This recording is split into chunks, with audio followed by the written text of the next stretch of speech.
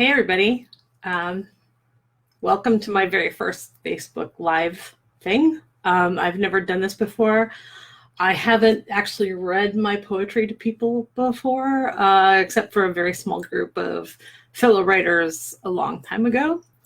For those of you who don't know who I am, my name is Natalie Case. I am an author and a poet and a photographer and pretty much anything I can do to be creative because creation is life. So yeah, I'm going to be reading some poetry today. I've got, I don't know, 6 or 7, I can't remember how many poems picked out for you.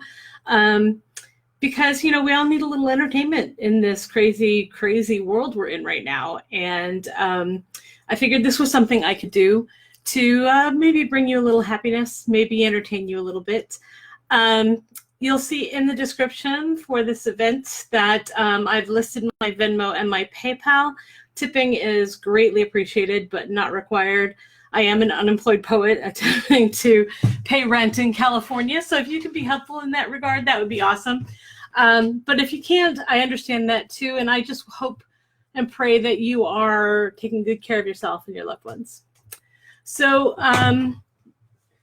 I will admit freely that as a person who doesn't express emotions, especially my crazy, darker, gritty emotions, to people in real time, I tend to pour those emotions into poetry. And as a result, you may find that some of my poetry is a little dark. I do try to make sure we end on a high note today. And if this goes well, maybe I'll do some more of these later in the week.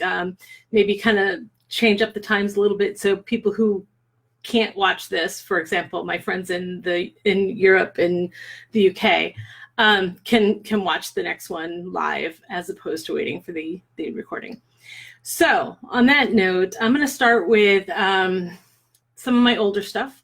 One in particular, this is a piece that comes from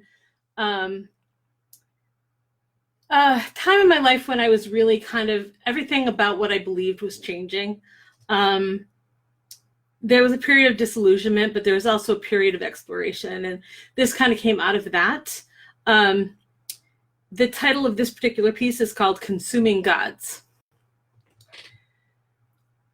The ancient evils have left this earth, and the great gods have gone away. The remnant of half-remembered beliefs shade the truths to appear absolute, relevant to what we see in distant specters of our past and future gathering to mock us. And in all our impudent knowledge, our horrendous, horrific heresy, we search for deep, meaningful answers, thundering monumental prayers at heaven, as if our words could rouse the gods from their slumber, all comatose, captive, broken upon the altars of common human disbelief and apathy, their own creation, consuming their existence to feed themselves. As I said, a little dark. I will admit that some of my poetry is very dark and some of it tends to be angry. And then we'll veer off into kind of adult content. I'll try to warn people before that happens. There's at least one curse word in this collection that I'm going to read today. And I'll warn you before that happens as well. So you can protect little ears. Moving on from that, we're going to move on to a piece that I wrote. I was living in El Paso, Texas, and I was just kind of starting to come into my own as who I wanted to be as a woman. I'd spent a lot of years trying to figure out what that was and what that was going to look like. And this was just at the start of that, no, this is what I want, this is who I am phase. So this particular piece is called 2 a.m. And like I said, there's a little bit of anger in here, but it's more about self-assertion than it is about anger. So there you go, 2 a.m. I worried that I wasn't good enough, that my mistakes were the cause of your weakness. I knew that I was crazy, a little girl lost inside the raving lunacy of adolescence. I thought I could fix it all by fixing myself, quieting the voices that called me out to dance on the lawn at 2 a.m. I only discovered that I wasn't broken, just misled. And the truth is, I like dancing on cold grass to the music of the stars. I grew up in upstate New York, where lawns are lush green places to walk around in barefoot. Not so much in El Paso. I learned that very early on in my years there. They grow these wonderful things that are worse than Legos to step on. So you wear shoes if you're going to be in the grass. But one of the things I do love about places where that doesn't happen is that whole sense of connection you get with the earth when you're barefoot, your feet in the grass, and your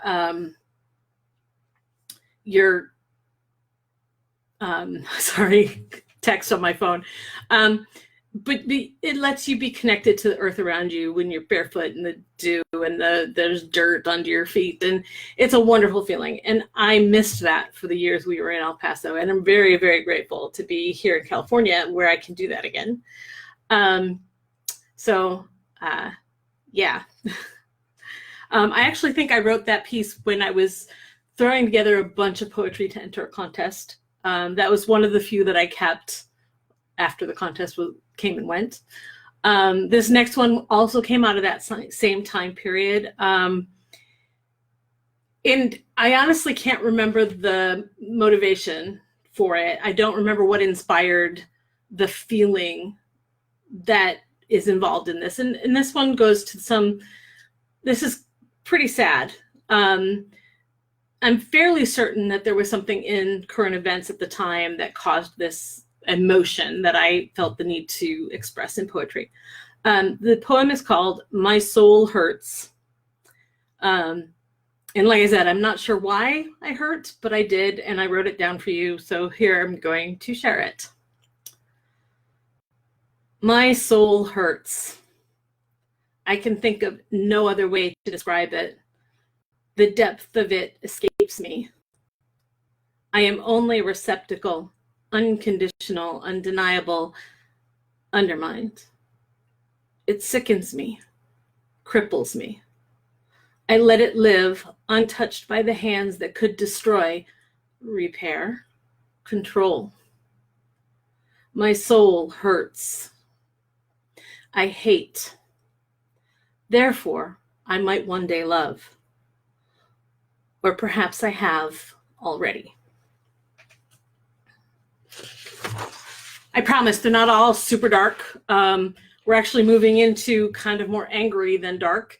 I've said before that as a woman, I have not experienced a lot of discrimination, and that's true. I have not been treated as lesser for the most part, at least not in a direct way. Let me say it like that. Obviously, we are all affected by institutionalized misogyny. It's just a part of the American culture, and it's something that we have started breaking through, but it's going to be a long fight. I don't think for a while that I even realized how much that was true. But this particular piece started about the time the Me Too movement started. I was starting to feel my feminine anger towards the way women specifically, are treated. And for that matter, as my awareness grows, the way gender nonconforming people are discriminated against, the way the LGBTQ community is communicated, I can talk, I promise, the way that they're treated. It's not simply women, but I'm a woman, and therefore that's the direction it kind of took in my head. And this piece took a while to grow into what it is. It took me feeling my way through a lot of things that I don't like to feel. So there you go. This particular piece is called I Will Roar. And like I said, it's a little bit angry. So I will roar.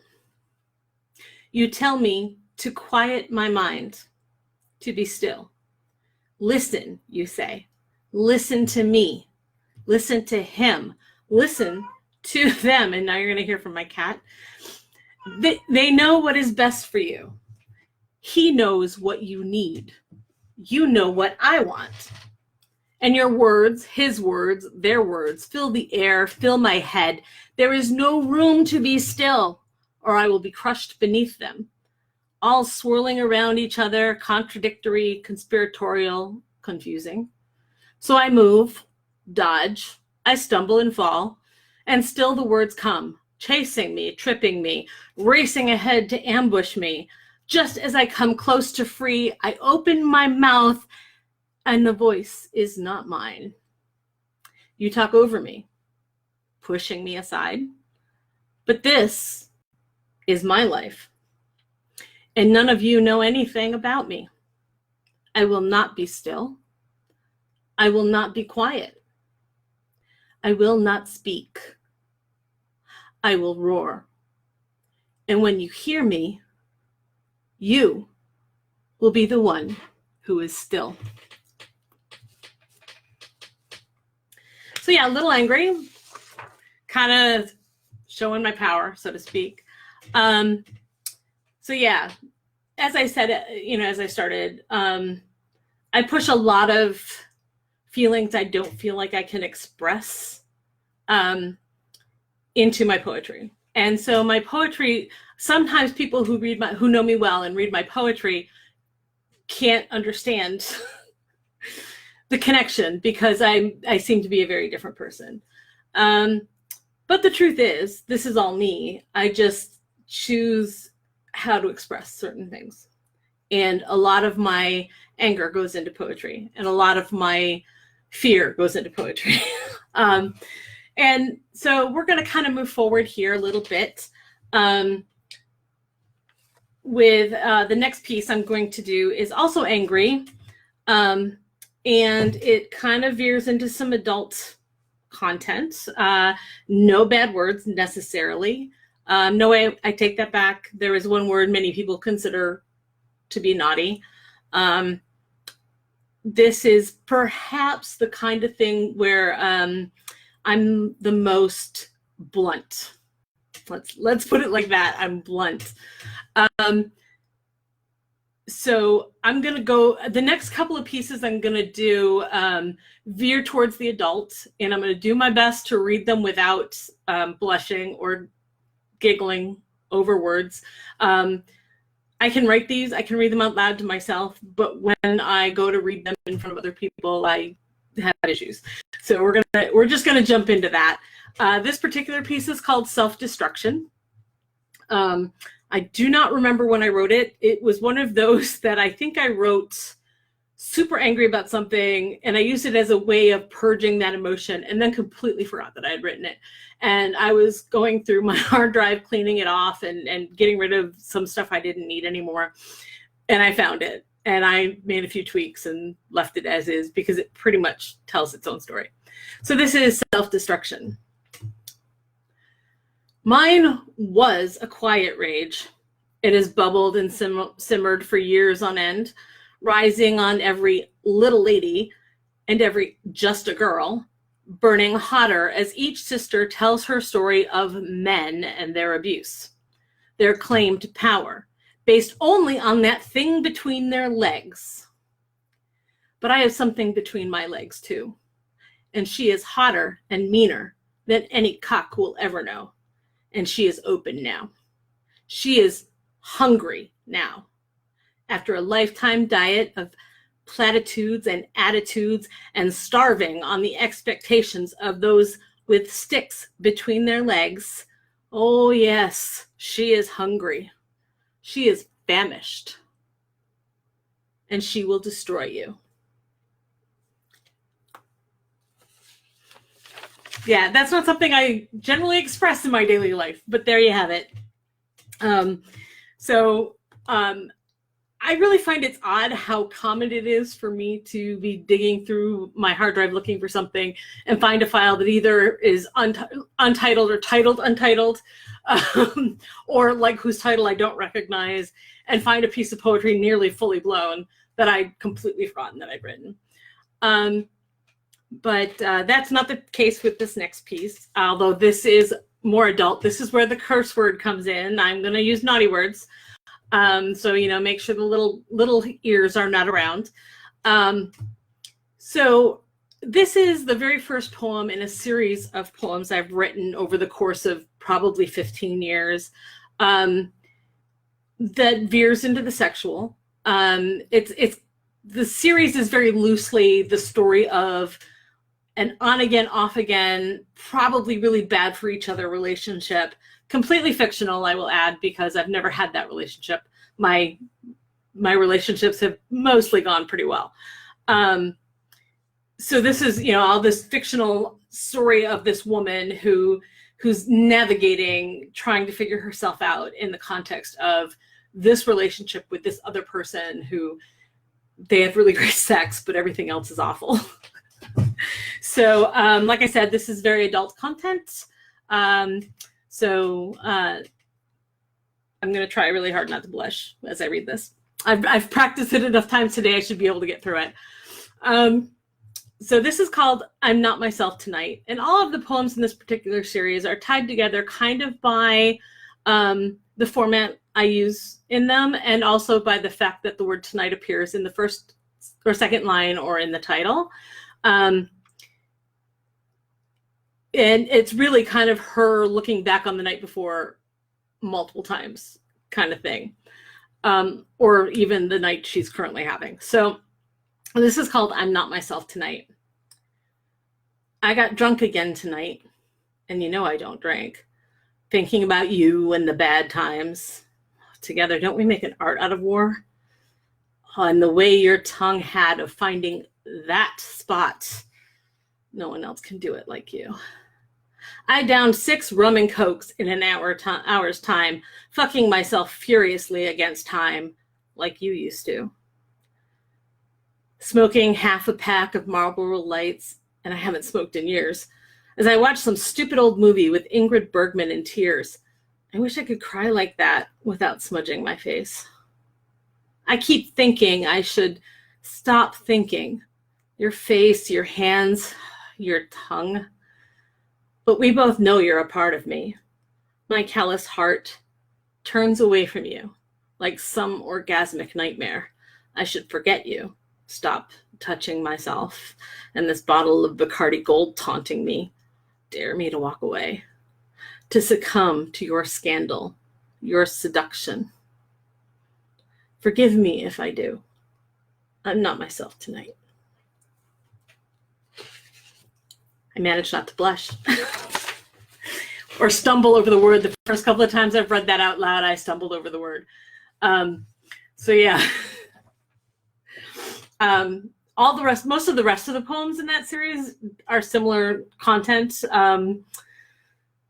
And I could just keep reiterating, I've not actually had that relationship. It's completely a fictional thing in my head. And there's actually kind of a storyline running in the back of my head that ties them all together.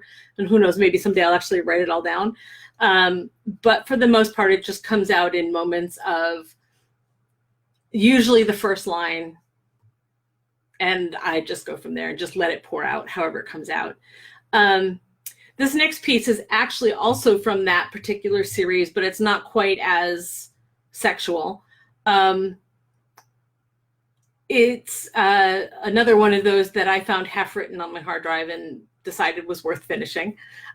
So I did. This is called Not Safe. It isn't safe tonight. This feeling inside me boils. Fury and fear, desperation. Can you taste it on my skin? It cuts deep, deeper than that. Lean into it. It fills me until I cannot breathe. I cannot move. Trembling hands press against my sex, hiding. Fingers stained with purpose drag against the fabric of who we are, who we think we are. It isn't safe. Maybe it never was. Illusions torn, shattered, despised, and I can only stare. Disbelief. My skin is wet. Tears, blood. It breaks us open and oozes into the light. See, now I promised we'd end on a high note, right? I promised it wouldn't all be dark and angry. So I have one final poem picked out for today. Like I said, if this goes well, I will try to do this again later in the week, pick out another 5 or so poems that I like and share them. Maybe even write something special for you, so you'll get a world premiere. Before I read this, though, let me point out in the description here on this live Facebook Live, I have not just my Venmo and PayPal if you're willing to toss a few bucks at a struggling author, but I've also listed my webpage and my Amazon authors page if you're interested in picking up my books, including a book of poetry that is available there. You can contact me if you want to buy something directly, but my inventory is very low. I think the only book I currently have on hand is Forever. So I would have to place orders and stuff like that. But I'm willing to do that if you're willing to buy them. Otherwise, go ahead and pick them up from Amazon. Takes a while for me to get that money, but I do eventually get it. So anyway, there you go. Venmo at NatalieJ-Case. And PayPal is Natalie at nataliejcase.com. My website is nataliejcase.com, funny enough. So having said all of that, I'm going to read you my final piece. This is called Radiant. And it starts out a little dark, but as I promised, it's going to end on a better note. And I think you'll get the imagery that I was going for here without me having to explain it, or at least I hope so. Otherwise, I haven't done my job very well. So anyway, here it is, Radiant. The flames of my excess lick at the bones of my failure, reminding me I am nothing. Ash and regret, pounded down inside the shell of who I am, beaten bloody, bruised and crushed under the weight. Burn me clean of the demons, so that when I rise up, I will shine, radiant and strong. So there we have it, my very first Facebook Live. I was incredibly nervous. I hope it didn't show too much. Drop me a comment. Let me know if you liked something. Let me know if there's more of anything, particular kinds of poetry you'd like to see me do. I will be writing some this week as inspiration strikes. I actually wrote something this morning, but I don't think I'm done with it yet, so I haven't shared it. And be safe out there.